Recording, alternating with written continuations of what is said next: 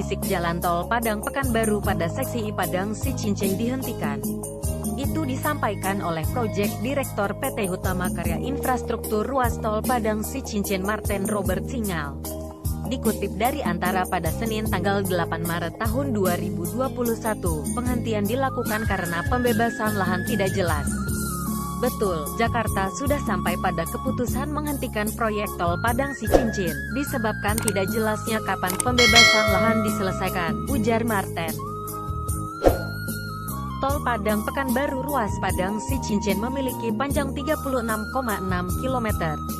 Peletakan batu pertama pembangunan tol dilakukan Presiden Joko Widodo Februari tahun 2018 bersamaan dengan Jalan Tol Pekanbaru Dumai sepanjang 133 km. Namun 2 tahun berselang, pembangunan tol Padang Pekanbaru masih terseok-seok. Pasalnya, belum semua lahan berhasil dibebaskan. Robert mengatakan berdasarkan data yang dimilikinya, dari total lahan sepanjang 36,6 km yang dibutuhkan untuk pembangunan tol, yang baru berhasil ditetapkan lokasinya baru sepanjang 4,2 km. Padahal, tol Pekanbaru Dumai sudah beroperasi. Meski dihentikan, Kepala Dinas Komunikasi dan Informasi, Diskominfo, Sumber Jasman Rizal mengatakan upaya pembebasan lahan tol terus dilakukan, prosesnya tetap berlanjut di Padang Pariaman. Ia menjelaskan untuk menyelesaikan itu, pihaknya menggelar pertemuan dengan masyarakat yang terkena dampak pembangunan di kantor Bupati Padang Pariaman. Agenda pertemuan, penyerahan uang ganti untung sebesar 14 miliar rupiah atas lahan yang digunakan untuk proyek tol itu.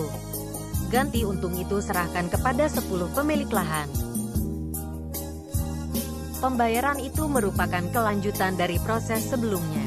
Pihaknya sebelumnya juga telah membayarkan ganti rugi senilai 36 rupiah miliar kepada 10 penggarap.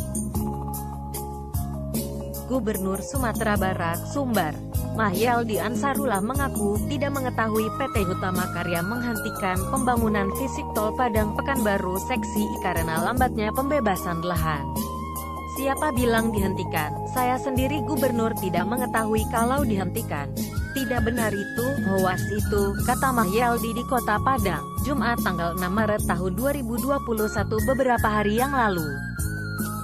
Sementara itu, Direktur Operasi 3 Hutama Karya Kuncoro menegaskan bahwa sampai saat ini pihaknya tidak pernah mengeluarkan pernyataan di luar siaran pers klarifikasi resmi yang didistribusikan oleh Komunikasi Korporat Hutama Karya.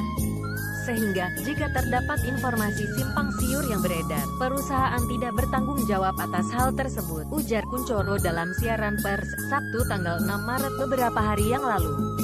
Dalam proses pembangunannya, Hutama Karya selaku pemilik Jalan Tol Trans Sumatera, JTTS ruas Padang Cicincin mengikuti sepenuhnya arahan dan kebijakan yang diberikan oleh regulator yakni Kementerian Pekerjaan Umum dan Perumahan Rakyat PUPR.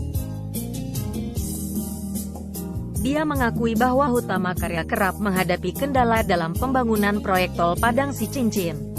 Pembebasan lahan di wilayah Sumatera Barat memang masih menjadi tantangan tersendiri bagi perusahaan hingga saat ini, ungkap dia. Meski demikian, progres yang tidak begitu signifikan di ruas tol ini bukan karena pembangunannya yang lambat. Tapi perusahaan plat merah ini hanya dapat mengerjakan konstruksi tol sesuai dengan lahan yang telah dibebaskan. Karenanya, jika tersedia kelebihan sumber daya, maka pihaknya akan melakukan refocusing ke ruas proyek tol lain yang lebih siap lahannya. Untuk mempercepat pembangunan tol Padang Cicincin, berbagai skema alternatif telah dilakukan oleh Hutama Karya selaku pemilik agar proyek dapat terus berjalan.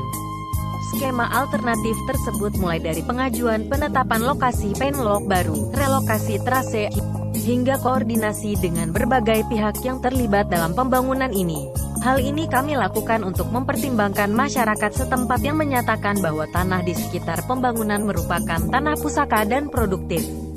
Namun dalam pelaksanaannya kami mengikuti sepenuhnya keputusan yang telah ditetapkan oleh regulator, imbuh Kuncoro.